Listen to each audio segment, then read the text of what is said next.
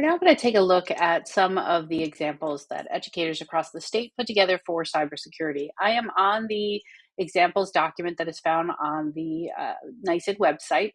And I've already scrolled down to page 23 to save you the scroll as it's getting towards the bottom of this document.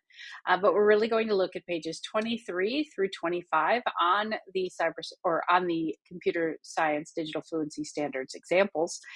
So you can grab that again on the New York State Computer Science and Digital Fluency website.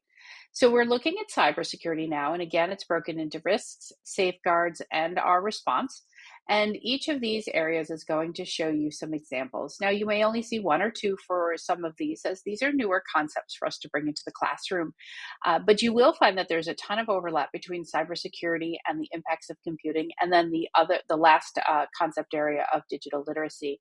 So as you're implementing those standards, you might just need to make a slight tweak or bring attention to something in order to include those cybersecurity standards in there.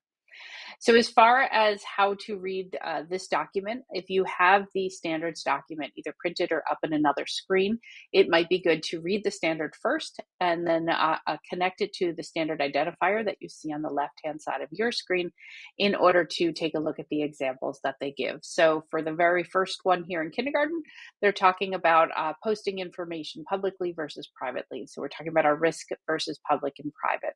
As we get down into second and third grade, here we might be talking about digital footprints. Again, this ties very nicely into digital literacy.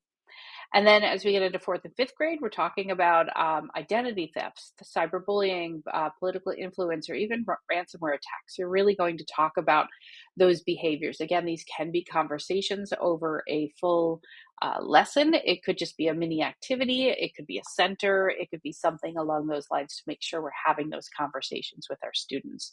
As we get into the seventh and eighth, and then again into the 9 through 12, we're really going to be looking at even more of how our personal information is being used and all about security breaches and things that have been hacked, like baby monitors, doorbells, our Alexas, and our Nests.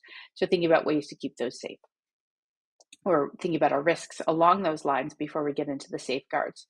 In safeguards, we're talking about the logging in and logging out, why we keep our passwords protected.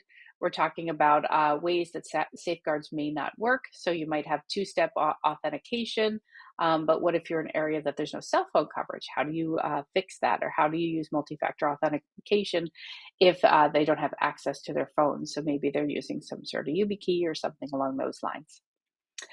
As we move into cybersecurity 3, we're going to talk about the pros and cons of sharing information online. These grades are by fourth and sixth grade, for example, a lot of students have started to get a cell phone and might be posting pictures on Instagram or on TikTok or on Snapchat or whatever the newest one happens to be. And we can talk about the risks that can be taken on from there. And then as we get into our response, here we're really looking at the rules and thinking about what you should and shouldn't do so that you can make sure that you don't get, that you can minimize your risk, but also helping your students to know what to do if something happens, whether it be cyberbullying or a spam or malware or anything along those lines. So those are the examples from the state. I would definitely take a moment and go back through, look at your grade band, compare it to the document with the standards, look at the standard and um, uh, the clarifying statement, and then tie it into these standards so you can kind of start to see how these standard examples can work in your classroom.